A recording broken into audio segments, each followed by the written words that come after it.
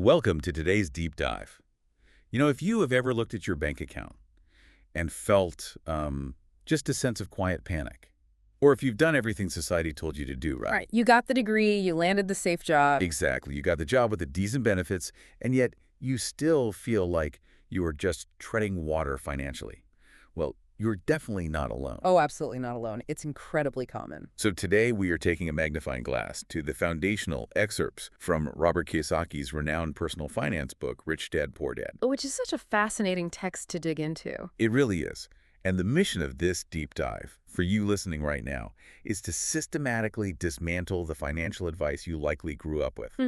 We are going to unpack the fundamental mindset shifts required to escape what the author famously calls the rat race. And most importantly, we're going to translate all that deliberately opaque, intimidating financial jargon into a remarkably simple way of viewing every single money decision you make from this day forward. It is a complete paradigm shift, really. We're looking at a text that essentially argues that your financial reality is dictated not by your salary, but by these invisible, inherited beliefs about money. Right. Beliefs that just operate in the background of your mind. Exactly. Often these are beliefs we absorb in childhood, and while we never actually question them. Okay, let's unpack this, because the thing that strikes me immediately is how aggressively this material challenges the standard American life script. It really takes a sledgehammer to it. It does. You know the exact script I'm talking about. Just stay in school, get good grades, keep your head down, get a secure job, and eventually we'll be fine. Right. This book takes that entire philosophy, puts it in a paper shredder, and basically sets it on fire. It does. And the way it accomplishes that is through a brilliant biographical premise. Yeah, the two dads. Right. The author frames his entire financial awakening through the lens of growing up with two very distinct father figures. These two men offered him wildly different and often completely contradictory blueprints for how the world operates. And how money is generated. It is a literal tale of two mindsets. Totally. Let's start with the man he refers to as his poor dad. This is his biological father, and if you look at this guy on paper, he is the absolute pinnacle of traditional success. He really is. He is highly educated. Super educated. Yeah. We are talking about a man who earned his PhD, who completed a 4-year undergraduate degree in less than 2 years. Wow. Yeah. He attended Stanford, the University of Chicago, Northwestern University, Mm-hmm. and he did it all on full financial scholarships. Which is incredible, a formidable intellect and a true academic powerhouse. This is someone who clearly mastered the scholastic environment. Right. And he had a very successful career in government and education, ultimately rising to become the superintendent of education for the state of Hawaii. He worked incredibly hard, he paid his bills on time, and he was universally respected. But here is the central tension of the book. Despite all of those outward markers of success, he constantly struggled with money. Right, he was perpetually stressed about it. Exactly. His core philosophy was that the love of money is the root of all evil. He prioritized job security, university tenure, and a solid benefits package above absolutely anything else. And then you look across the street, metaphorically speaking, to the man he calls his rich dad. This was the father of his childhood best friend, Mike. And the contrast could not be sharper. Not at all. The rich dad never even finished the 8th grade. He had zero formal academic pedigree. None. Right. Instead, he was a self-taught entrepreneur who was quietly building a local empire from the ground up. He had warehouses, construction companies, restaurants, and a chain of small neighborhood convenience stores, which they called superettes back then. And his fundamental philosophy on wealth was the exact inverse of the biological father. Completely. He believed that the lack of money is the root of all evil. Wow. Yeah. He was fiercely opposed to the entitlement mentality. He rejected the idea that a corporation or the government should be responsible for taking care of your needs in your old age. Right. His entire worldview was built on the foundation of uncompromising, total financial self-reliance. Which brings us to the language they used. Yes. What really grabs me from these early chapters is the sheer power of their language. It seems like a small detail, but it reveals the entire architecture of how they processed reality. It really does. Whenever the biological father, the poor dad, wanted something he couldn't buy, he had this reflexive habit of saying, "I can't afford it." Just shutting it down. Exactly. It was a conversational dead end. But the rich dad absolutely forbade those words from being spoken in his house. If you wanted something, he insisted you ask a specific question. How can I afford it? What's fascinating here is how the text frames poverty not just as a lack of capital, but as a linguistic and cognitive mindset. Let's look at the psychology of that. Yeah, please do. The rich dad explained that saying, "I can't afford it," is a declarative statement. From a cognitive perspective, it lets you off the hook. Right, because the decision is made. Exactly. It literally puts your brain to sleep because the problem has been resolved. You've stated a fact, so there is no further action required. Mm-hmm. But asking, "How can I afford it?" is an open-ended question. It forces your brain to wake up, to engage in problem solving, to search for creative solutions. That is so interesting. He viewed the human brain as the most powerful computer in the world, and he believed that just like a muscle, you have to actively exercise it or it atrophies. You know, that makes me think of physical fitness. Wealth, according to the framework of this book, is practically identical to being physically fit. Oh, that's a great analogy. Right. Saying I can't afford it is the financial equivalent of sitting on the couch, eating junk food, and complaining about your health. You are at rest. You are exerting zero effort. Yeah. But asking, how can I afford it, is like getting off that couch and doing a heavy deadlift. It is resistance training for your financial intelligence. That's spot on. And at just 9 years old, the author was forced to make a conscious choice about which of these two trainers he was going to listen to for the rest of his life. Which is a heavy choice for a kid. Very. He actually references Robert Frost's poem, The Road Not Taken. He made the deliberate decision to reject his highly educated, biologically related father's path. And instead, he chose to follow the uneducated entrepreneur's path to figure out how money really works behind the scenes. We should pause and consider how monumental that level of self-awareness is for a 9-year-old child in 1956. But regarding those labels, rich and poor, I think it's crucial to clarify something for the listener to avoid a common misconception about the text. Oh, I'm glad you brought that up. Because when this story begins, neither of these men was actually rich or poor yet. Right, they were just starting out. Yeah, they were both young men, just starting out in their respective careers. They both had young families to feed, and they were both experiencing financial friction. So, referring to them as Rich Dad and Poor Dad in 1956 is really a retroactive labeling based on where they ended up decades later. And the author makes a profound philosophical distinction regarding those labels, particularly when recalling a moment when the rich dad faced a massive financial setback later in life. Oh, right, when things went bad. Right. Even when his businesses were struggling and he was functionally out of money, he still referred to himself as a rich man. Wow. He told the boys, "There is a difference between being poor and being broke. Broke is temporary. Poor is eternal." That is such a powerful quote. It really highlights that the internal programming, the cognitive framing they established early in life, that acted as the operating system for their ultimate financial destinies. So think about your own bank account right now. This is a massive concept to internalize. Your current balance, whether it's zero or overflowing, is just a temporary state. It is a snapshot. Your mindset is the permanent infrastructure. So we have this 9-year-old kid who makes this philosophical choice to learn about money from the uneducated dad. But how does a 9-year-old actually execute on that? Well, you can't exactly open a brokerage account in the 4th grade. Right. So they do what kids do. They try to literally make money, which leads to this wildly entertaining and frankly highly illegal first business venture. Oh, the infamous toothpaste tube enterprise. It is a brilliant illustration of taking literal action on an abstract concept. It's so funny. The setting here is important, though. It's Hawaii in the mid-1950s.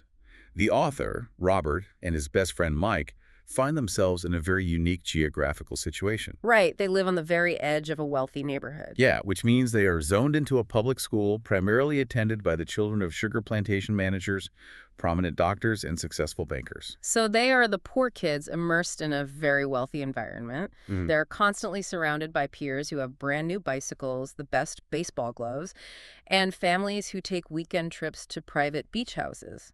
And the catalyst for their entire entrepreneurial journey is an incident of social exclusion. They're explicitly uninvited from a weekend beach house trip by one of the wealthy kids because they're deemed poor. Which has to hurt at that age. Oh, definitely. Spurred by this rejection, Robert goes to his biological father, the highly educated poor dad, and asks him directly, "How do I make money?" And his dad gives him a very vague academic answer. Right. He just says, "Use your head, boys." So taking that advice entirely literally, They launch a massive neighborhood campaign. They really go for it. They go door to door, asking all their neighbors to save their empty toothpaste tubes for them. And we have to remember the historical context here for anyone listening. Today, toothpaste comes in soft plastic tubes. But in 1956, toothpaste was packaged in tubes made of lead. Which sets the stage for an incredibly hazardous visual. The text describes their production line operating right there in the driveway. It's terrifying, honestly. Yeah. Imagine these two 9-year-old boys. They have gathered a massive pile of these used lead tubes.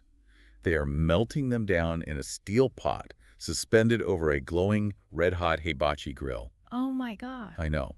They are taking this molten, toxic heavy metal and carefully pouring it through tiny holes in small milk cartons that they've packed with plaster of Paris to create casting molds. All while being completely covered in a fine white powder because they had accidentally ripped open a massive bag of plaster during their setup. Of course they did. It is a scene of complete industrial chaos. I just can't help but laugh at the absurdity of a 1950s lead smelting operation being enthusiastically run by third graders in a suburban driveway. It's wild. It feels like the mid-century equivalent of modern kids trying to build a cryptocurrency mining rig in their bedroom to get rich, except the 1950s version involves open flames and neurotoxins. It really is a wonderful snapshot of an era before helicopter parenting. But the true value of this story lies in the aftermath. Right, when the dad comes out. Yeah, Robert's biological father, the poor dad, pulls up to the house with a colleague and finds this hazardous manufacturing plant blocking his driveway.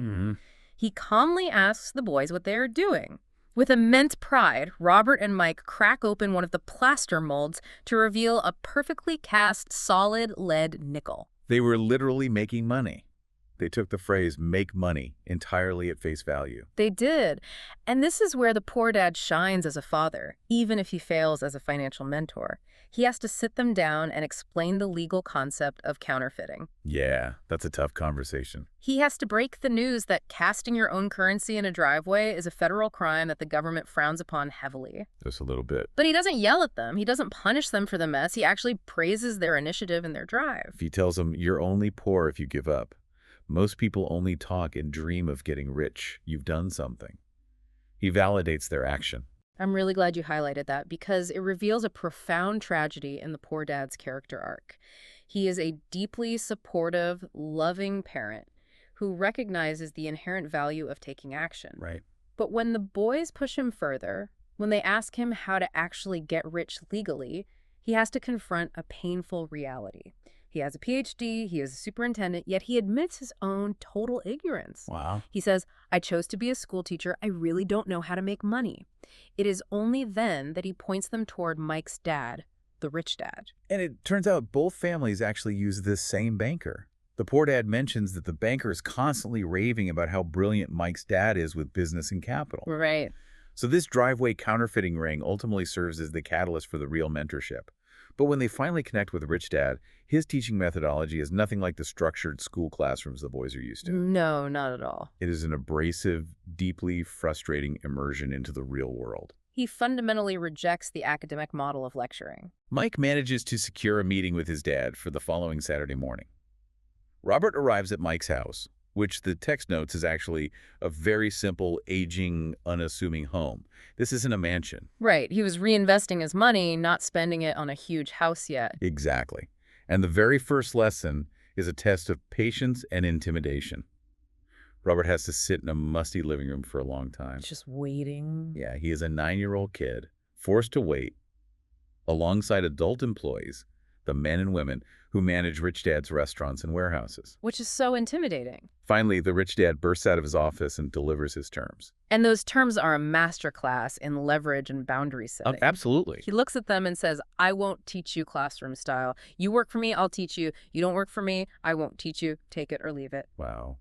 He refuses to waste his valuable time lecturing children who might just want to talk about getting rich without putting in the sweat equity to execute. It is an incredibly intense negotiation for a kid. Robert tries to stall, asking if he can just ask one question first. Rich Dad immediately shuts him down. Yeah, no hesitation. He says, "No, take it or leave it." Being able to know when to make quick decisions is an important skill. He forces a decisive action. So they take the deal, and the job they agree to is incredibly grueling.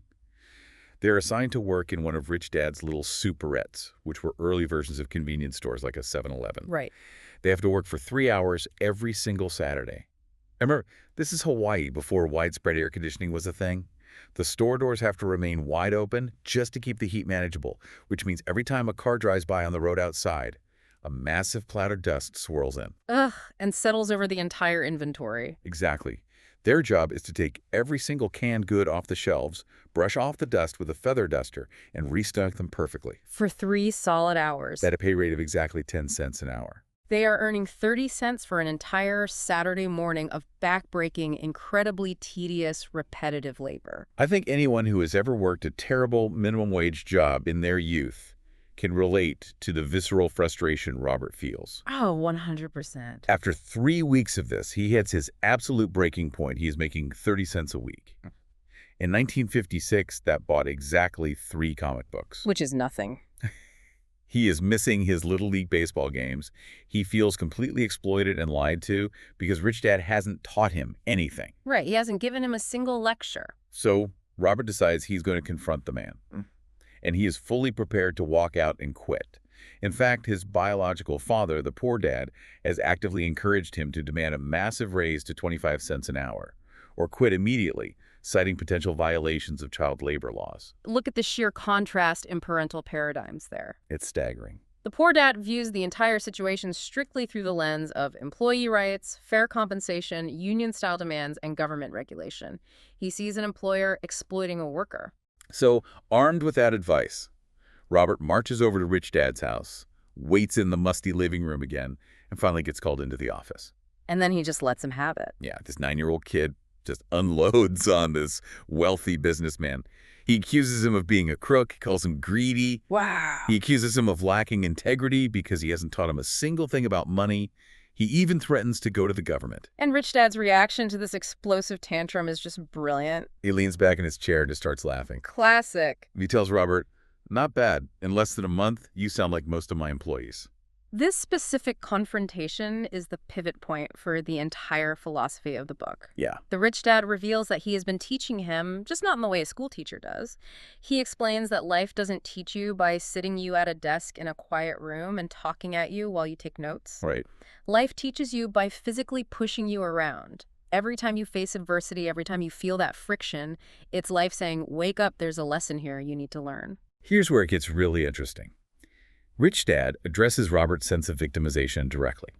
He tells him that if you adopt the mindset that life is just unfairly pushing you around, you will spend your entire life blaming your job.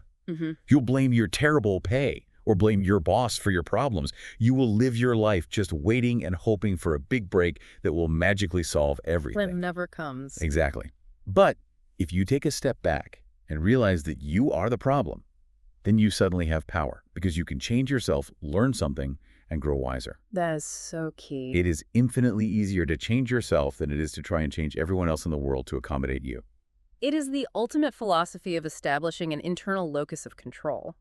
And to explain why most people never develop that internal control, Rich Dad identifies the 2 psychological chains that bind humanity. Fear and greed. Exactly, fear and greed. This is the emotional trap that resonates so deeply today.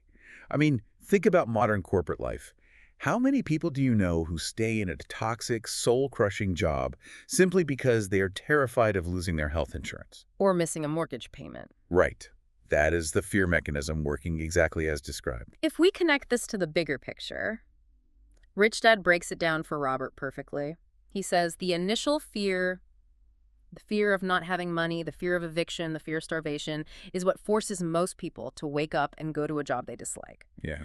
They are reacting to a primal survival instinct. But then the end of the month arrives and they get that paycheck, and instantly the second emotion activates. Greed, or what we might call desire. The shiny objects? Exactly. The fear subsides temporarily, and they start looking at all the shiny things that money can buy. They start dreaming about the new car, the bigger television, the vacation to Europe, the social status. This creates an unbreakable, repetitive cycle. Wake up, go to work, pay bills. Wake up, go to work, pay bills. It's exhausting just hearing it. As their income gradually goes up through raises or promotions, their desires scale up identically. They buy a bigger house or a nicer car, which requires them to work even harder to maintain those payments. He famously labels this endless treadmill the rat race. So, to see if Robert and Mike actually grasp this abstract concept, Rich Dad puts them through a brutal psychological ringer right there on a park bench. He really tests them. He does. He starts tempting them. He offers to raise their pay to 25 cents an hour. Then he jumps into $1 an hour, then $2 an hour. We have to contextualize that money. Mhm. In 1956, $2 an hour for a 9-year-old child was astronomical wealth. Oh, completely. They would have been the richest kids in school. And Robert openly admits in the text that his heart is pounding against his ribs. His brain is screaming at him to say yes. He's closing his eyes and literally picturing himself buying a brand new bicycle and a pristine baseball glove. The greed is firing on all cylinders. Exactly. Finally, Rich Dad throws out an utterly ridiculous offer. Yeah. $5 an hour. And the moment he says that, the tension breaks. The temptation vanishes because it's too absurd to process. Robert goes completely silent. Both boys just sit there staring at him, having successfully overridden their emotional impulses. The analogy Rich Dad uses to explain what they just experienced is one of the most enduring images in personal finance. The donkey. Yes, the donkey. He compares a person who's controlled by the emotions of fear and greed to a donkey dragging a heavy cart down a road. The owner of the donkey is sitting on the cart, dangling a carrot on a stick just a few inches in front of the donkey's nose. Right. The owner gets to dictate the direction, he gets to travel wherever he wants to go, but the donkey is just blindly, endlessly chasing an illusion. Man. And the tragic part is, even if the donkey catches the carrot today, tomorrow the owner will just dangle a brand new carrot. Because the money is the carrot. The paycheck, the bonus, the matching 401k, it's all the carrot. And people chase it until they die because they are allowing their emotions to dictate their actions instead of using their brains to step back and analyze the road. If we connect this to the bigger picture of behavioral economics, Rich Dad is making a profound point about emotional intelligence. He is very careful to clarify that fear and desire are not inherently evil emotions. They are what make us human. He calls them energy in motion. Right. You can't just stop feeling them. Exactly. The trap, the ignorance, occurs when individuals allow those emotions to do the thinking for them.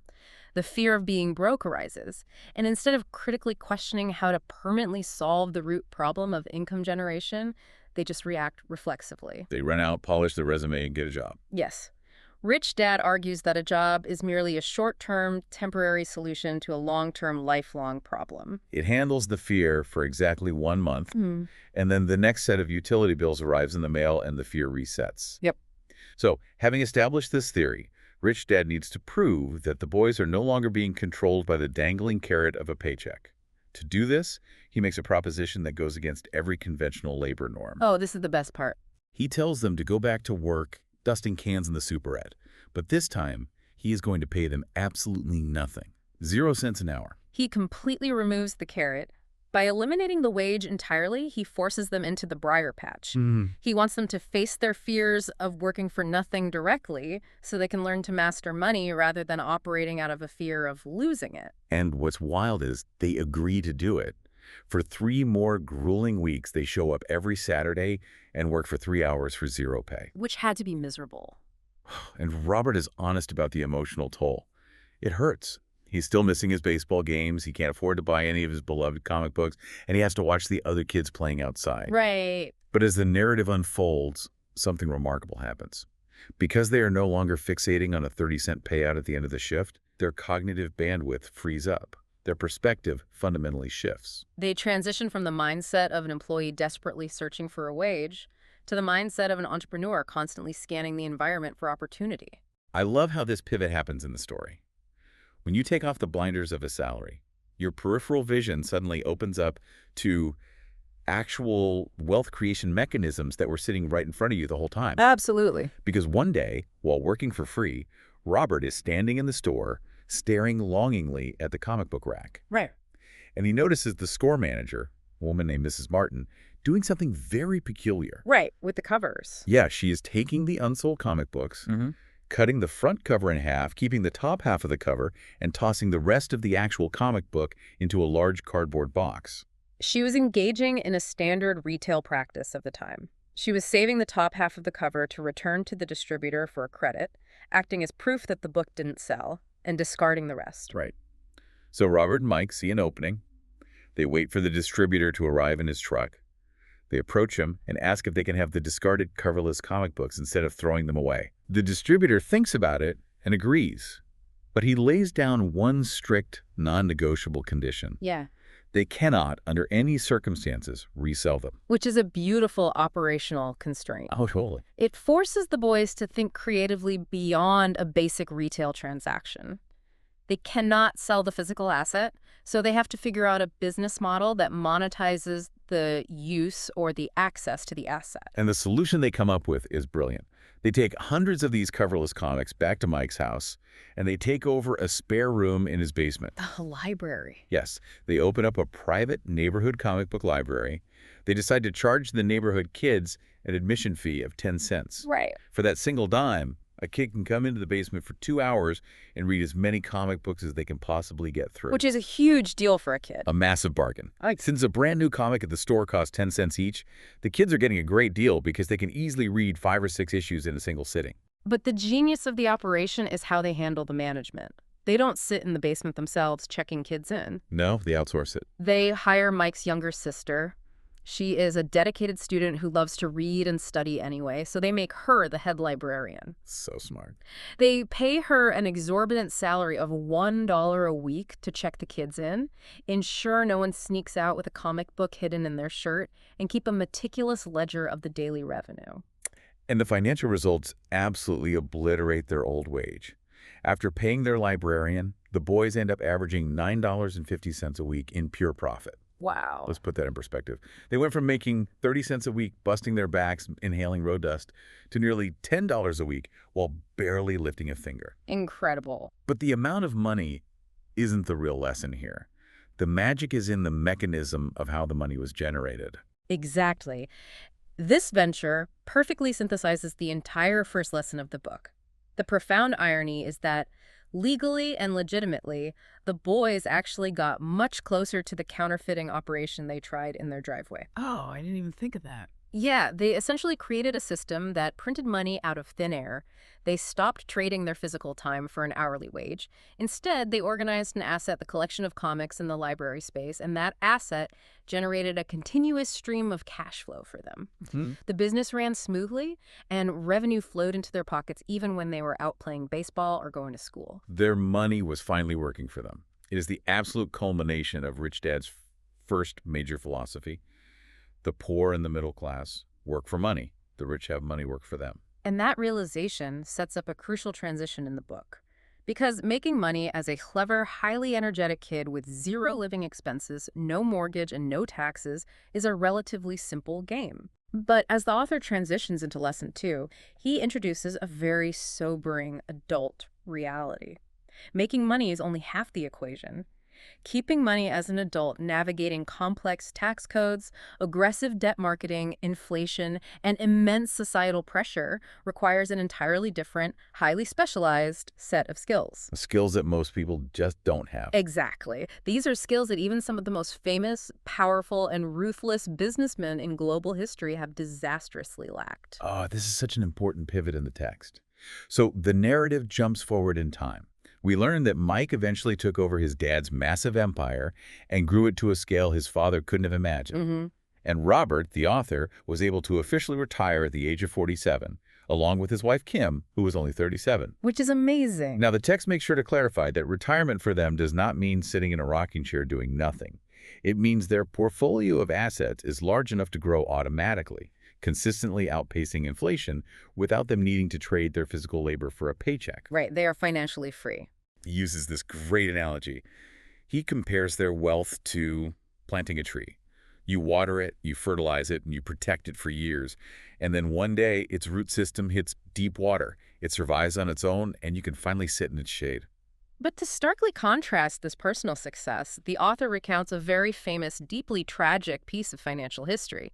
In 1923, a group of the world's greatest leaders and richest businessmen held a summit at the Edgewater Beach Hotel in Chicago. We're talking about the absolute titans of industry. Right. Charles Schwab, the head of the largest independent steel company in the world. Samuel Insull, the president of the world's largest utility monopoly. Richard Whitney, the president of the New York Stock Exchange. Albert Fall, a member of the president's cabinet. Heavy hitters. These men were the undisputed masters of the universe during the Roaring Twenties. And yet, the text points out the horrifying reality of what happened to these specific men 25 years later. It's a staggering, almost unbelievable list of total ruin. It really is. Schwab died completely penniless after living on borrowed money for the last 5 years of his life. Insull died broke in a foreign country. 2 other attendees died broke. 1 went clinically insane, 2 were released from prison, and 2 committed suicide. So what does this all mean? The author acknowledges that the 1929 stock market crash and the subsequent Great Depression likely broke these men psychologically and financially. Right, it was a massive shock to the system. But the core lesson he extracts from this historical tragedy is incredibly counterintuitive for the average person today. His conclusion is this: making more money does not solve money problems. It's a harsh truth that contradicts the standard lottery fantasy. We constantly see this play out in modern media. Oh, all the time. We hear stories of lottery winners who are living in poverty. They win $50 million and they are filing for bankruptcy a decade later. Or professional athletes, right? Yes. A pro athlete who signs a multi-million-dollar contract at age 22, buys 6 cars and a mansion, and is sleeping under a bridge or working a minimum wage job by age 35. It's the ultimate proof that money itself is just an amplifier. It's like pouring high-pressure water into a bucket that has a massive hole in the bottom. Exactly. You don't solve the problem of the leak. You just create a much bigger, faster, more destructive mess on the floor. The text argues that a sudden influx of wealth just accentuates the cash flow pattern that is already running in your head. If your internal subconscious pattern is to spend every single dollar you get your hands on, an increase in cash just results in a more extravagant level of spending. The author uses a brilliant architectural metaphor here. He says, if you want to build the Empire State Building, the very first thing you have to do is dig a massive hole deep into the bedrock and pour a thick, reinforced concrete foundation. Right. But if you're just building a small, single-story house in the suburbs, you only need to pour a basic 6-inch concrete slab. And the problem he identifies is that most people, in their rush to get rich quickly, are trying to build the Empire State Building on a 6-inch slab. Yes, exactly. They have massive financial ambitions, but zero financial foundation. Yeah. And we have to critically examine why that foundation is missing for the vast majority of the population. The text points the finger directly at our traditional education system. Well, this is a big point. The structure of public schooling is largely a product of the agrarian and early industrial ages. They were designed with a very specific purpose: to train reliable employees to perform specific scholastic or professional tasks. They are engineered to produce compliant factory workers, meticulous accountants, brilliant doctors, and capable lawyers. But the curriculum is entirely unequipped to train employers, entrepreneurs, or to teach the mechanics of capital management. That distinction is so critical. Professional success is entirely decoupled from financial aptitude. Right. Financial aptitude isn't about how you make the money, whether you are a brain surgeon or a janitor. It's about what you do with the money after you make it. Exactly. How do you protect it from taxes? How do you keep it from bleeding out through expenses? How do you organize it to work for you? Which brings us back to the mentorship of the rich dad. In order to build that deep bedrock foundation for Robert and Mike, he knew he had to teach them the actual language of business and money, which is accounting. But accounting is notoriously dry. It is so boring. It is bogged down by complex ledgers, depreciation schedules, and standard practices. Yeah. So the challenge was, how do you teach corporate-level accounting concepts to a pair of 9-year-old boys? You ruthlessly apply the KISS principle. Keep it super simple. Yeah. Rich Dad bypassed the textbooks entirely. He used a system of hand-drawn visual diagrams that was so incredibly basic, so stripped of jargon, that highly educated adults actually struggle with it today because they think it's too simplistic. Right, they were complicated. They feel it's somehow beneath them to unlearn their complex academic dictionary definitions. But Rich Dad insisted that there is only one rule you need to know to become wealthy. Literally, rule number 1. You must know the fundamental difference between an asset and a liability, and you must spend your life buying assets. And here is where we need to ask the listener to completely throw away the dictionary. Because standard accounting definitions, the ones taught in universities, can be manipulated to justify calling almost anything an asset. which is how people get into trouble. Exactly. Rich Dad argued that it's not the words that matter, it's the numbers and the directional story those numbers are telling you. The arrows in his simple drawings represent the flow of cash. Cash flow is the plot of your financial story. Okay, I want you to actively visualize this with me right now as you're listening. Imagine a blank piece of paper. Draw a large square on the top half of the page and draw another large square on the bottom half. That top square represents your income statement. Inside that top box, split it in half. You have income coming in on the top and expenses going out on the bottom. Okay, so that's the top box. Now look at the bottom square. That represents your balance sheet. Yeah. Inside that box, split it again. You have assets on the left side and liabilities on the right side. This diagram is the entire playing field of personal finance. It is brilliantly, almost aggressively simple. Now let's define the terms based strictly on the physical flow of cash between those two boxes. Yes, let's do it. Rich Dad's definition of an asset is anything that puts money into your pocket. Visually, you draw an arrow originating from the asset section in the bottom box, pointing straight up into the income section of the top box. And a liability is the exact opposite mechanism. A liability is anything that takes money out of your pocket. The arrow starts in the liability section of the bottom box and points straight up into the expense section of the top box, flowing right out of your life and into someone else's pocket. If we trace the cash flow pattern of someone who is trapped in poverty, it looks like a straight horizontal line. Yes. Their salary comes into the income box and flows immediately out through the expense box, paying for rent, food, transportation, basic clothing, and taxes. The money never even reaches the bottom half of the page. There is absolutely no surplus capital left over to flow down into the balance sheet to purchase either assets or liabilities. Now let's look at the middle class pattern, which is the visual representation of the rat race we discussed earlier. The salary comes into the income box. But instead of flowing entirely out through basic living expenses, the surplus cash flows down into the liability box. Right. They buy stuff.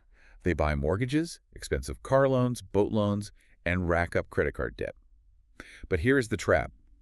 Those liabilities in the bottom box then act as pumps. They pump money right back up into the expense box in the form of monthly payments, interest, and maintenance, systematically drained into the income. Contrast both of those patterns with the cash flow pattern of the wealthy.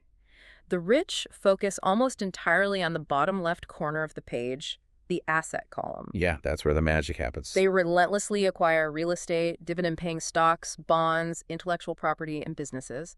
Those assets then generate passive income rental checks, quarterly dividends, royalties, which flows up into the income box. Eventually, the income generated by the assets is so large that it surpasses their living expenses. Their assets are literally paying for their lifestyle. Now, wait a minute. I have to pause here, because this is where people, myself included, immediately get defensive. Oh, for sure. I look at my driveway, and I see a very expensive, fully loaded SUV. I look at my wrist, and I see a designer watch.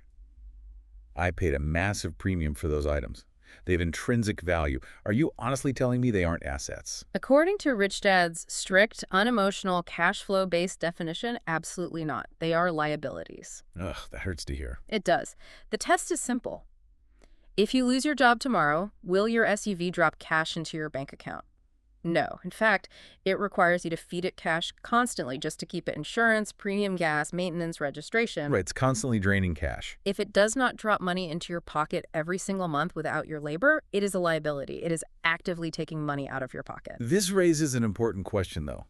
If the math is this simple, why is it so universally misunderstood?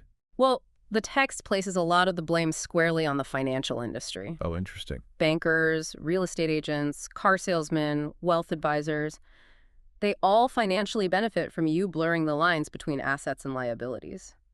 They want you to think your expensive car or your boat is an asset because it inflates your perceived net worth, which makes you feel wealthy and comfortable buying it on credit. Rich Dad famously said, "Illiteracy, both in words and numbers, is the foundation of financial struggle." If you are struggling financially despite working hard, there is something in the numbers, some flow of cash, that you simply aren't reading correctly. Right. You are calling a liability an asset. And this strict, almost ruthless reading of cash flow leads us directly into what is undoubtedly the most controversial, paradigm-shattering argument in the entire book. It is time to slaughter the ultimate sacred cow of the American dream. We need to talk about your house. Yes. The explosive assertion that your primary residence is not an asset. This specific point was the source of a massive ideological clash between Robert's two dads. Poor Dad, echoing the sentiments of almost every financial planner and standard societal wisdom, viewed his family home as his greatest investment, his biggest asset, and his ultimate safety net. Right. Rich Dad, looking purely at the arrows on the cash flow diagram, viewed his personal home as a massive liability. To truly understand why he took this stance, we have to unpack what the text calls the middle class trap. Let's map out the typical narrative arch of a modern professional. Let's hear it. A young, highly educated couple gets married. They move into a cramped, affordable apartment. After a while, they realize they were saving a good amount of money because they're splitting rent with two incomes. Makes sense. So they decide it's time to live the dream. They take their savings and buy a big, beautiful house in the suburbs. They move in, maybe they have a baby, they continue to work hard, and eventually they both get well-deserved promotions and raises at work. Yeah, but here comes the silent killer, a phenomenon known as bracket creep. As their gross income goes up, they get pushed into a higher marginal tax bracket, meaning the government takes a larger percentage of their new wealth. Furthermore, with a new house comes a tidal wave of secondary and tertiary expenses. Oh yeah, it never ends. The property taxes increase. They need more comprehensive homeowners insurance. The roof needs fixing.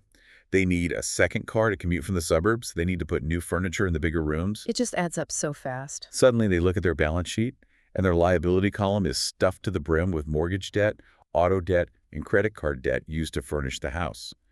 Their income went up, sure, but their liabilities and their monthly expenses skyrocketed to perfectly match or even exceed their new income. If we force ourselves to be objective and place the primary residence on Rich Dad's cash flow diagram, it sits firmly in the liability column on the bottom right. Yeah. Why? Because every single month, without fail, it pushes cash out of your pocket through the expense column. Even if the house appreciates in theoretical market value over 20 years, it does not put a single dollar bill into your pocket while you live in it. Right, you can't buy groceries with home equity. Until you sell it and downsize, you have to constantly feed it with your labor. Buying a massive house before you have a robust portfolio of income-producing assets is like buying a massive V8 engine for a race car, but having absolutely no money left over to buy the gasoline required to run it. That's exactly it. It looks fantastic sitting in the driveway, your neighbors are impressed, but it's quietly bleeding you dry. The text outlines 3 massive compounding losses when you sink all your available capital into a big house early in life. Let's go through those. First, the loss of time. While your money is trapped in the drywall of your house in the form of equity, other assets you could have bought, like index funds or rental properties, are compounding and growing exponentially in the market. Second, the loss of capital. The sheer amount of money you are forced to spend on unrecoverable expenses, a new HVAC system, landscaping, soaring property taxes, mortgage interest as capital that could have been invested directly into assets that actually pay you. And third, which I think is the most insidious and hidden cost, Yes. the loss of education. Yes, this is a big one. If all your net worth is tied up in your primary residence and a standard untouchable retirement account, you don't have liquid capital to play the game of investing. Right. If you don't have capital to invest in individual deals, real estate syndications, or small businesses, you never gain the practical, hands-on investment experience. You never develop the financial intelligence to become what the author calls a sophisticated investor. You remain an amateur your entire life. The author is very empathetic to how difficult this concept is to accept. A house is a deeply emotional purchase. It is the physical manifestation of safety, family, and status. Of course it is. But as the text warns, high emotion invariably lowers financial intelligence. When emotion takes the wheel, you stop doing math. It makes every financial decision emotional rather than mathematical. To explain why people are so terrified to break away from this norm, the text uses a fascinating Japanese legend about the 3 powers of conformity. Oh, this is a great story. The legend speaks of the sword, the jewel, and the mirror. The sword represents the power of weapons and military might. The jewel represents the power of money and commerce. But the mirror, the power of self-knowledge and introspection, is considered the most treasured and powerful of all 3. The tragedy of the middle class is that they rarely pick up the mirror. They don't look at their own financial reality, trace the flow of their own money, and ask, does this actually make sense? Right. They just do what everyone else is doing. Instead, they are driven by the deep psychological fear of ostracism. They want to keep up with the Joneses. They blindly repeat the mantras of the crowd. Your home is your biggest asset. Get a safe, secure job. Diversify into a mutual fund. They choose to conform with the herd rather than question the direction the herd is running. But I want to be extremely careful here, because the author's message is often misinterpreted. He is not saying never buy a house, live in a cardboard box. No, not at all. That's a fundamental misunderstanding. He is saying don't buy a house that you have to pay for with your own physical labor. His formula is to buy assets first. Buy rental real estate, invest in businesses, acquire dividend stocks. Right, build the foundation. Build that asset column deliberately over time until the passive cash flow it generates is large enough to easily pay the mortgage, the taxes, and the upkeep of your dream house. The strategy is to let your assets buy your liabilities. It is the ultimate manifestation of the wealthy cash flow pattern. By following that sequence, you ensure that you are building your personal empire state building on a deep, unbreakable bedrock foundation, not balancing it precariously on a dirt floor. This has been an incredibly dense, eye-opening journey through these core excerpts. We started all the way back in 1956, watching two 9-year-olds melting toxic lead toothpaste tubes on a hibachi grill, trying to literally forge their own money. Such a great visual. And we've followed that exact same thread of logic to understand the brutal, unemotional, highly effective math that separates the wealthy from everyone else. It truly is a paradigm shift that changes how you view every transaction. So, as we bring this deep dive to a close, I want to crystallize the core takeaways we've unpacked today. Mindset is the true foundation of wealth.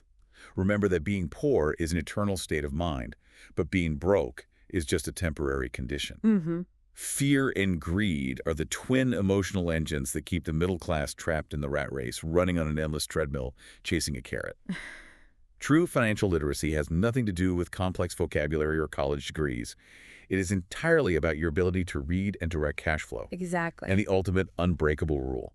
Assets put money in your pocket, regardless of whether you decide to get out of bed and work that day, while liabilities relentlessly take money out of your pocket. The immediate call to action for the listener is to use the power of the mirror today.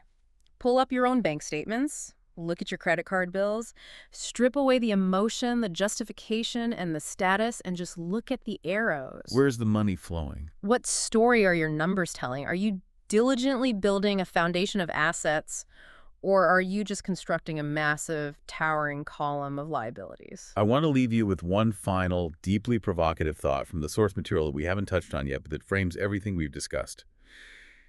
During that intense, pivotal conversation on the park bench in 1956, the rich dad told the boys something terrifying. Oh, this part. He said that money is actually an illusion. He described the entire financial system as a fragile house of cards held together only by public confidence and mass ignorance. He warned them, decades ago, about the growing rumor that the United States might eventually decouple from the gold standard. For context, the gold standard meant that every paper dollar in your pocket was essentially a receipt, backed by tangible, physical gold or silver sitting in a vault. Right, it had inherent physical value. Rich Dad predicted that if the government broke that link, if they transitioned to fiat currency, meaning money has value simply because the government declares it does, the illusion would eventually crack.